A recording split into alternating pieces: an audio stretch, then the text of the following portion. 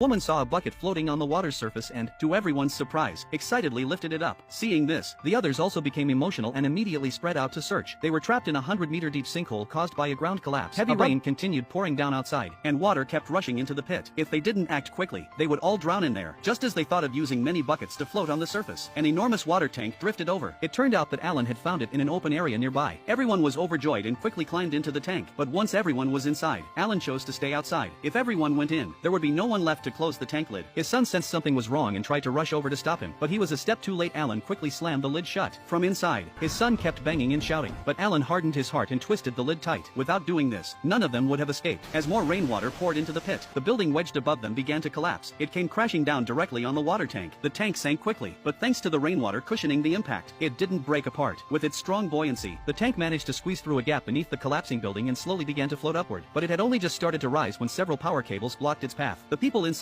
quickly realized the tank was stuck. They tried ramming around from the inside a few times, but it still couldn't get free from the wires. Sensing something was wrong, a few of them jumped in the opposite direction. That finally allowed the tank to escape the entanglement. But the worst was yet to come. On the way up, the tank struck a steel rod, and a huge amount of rainwater flooded inside. Even with everyone pushing together, they couldn't remove the rod. Just as they were at their wits' end, a banging sound came from outside. It was Alan, wearing an oxygen tank. With his help, they managed to shake off the steel rod, but the hole left by the rod couldn't be sealed. Seeing this, Tom gathered his courage and jammed his arm into the hole with all his might. Outside, Alan tried to grab Tom's hand, hoping to float up with the tank, but no matter how hard he swam, he was always just a bit too far. Just as Alan's strength gave out and he was about to fall back into the pit, a rope on the tank wrapped around his leg. In this way, under the action of buoyancy, Alan was pulled to surface.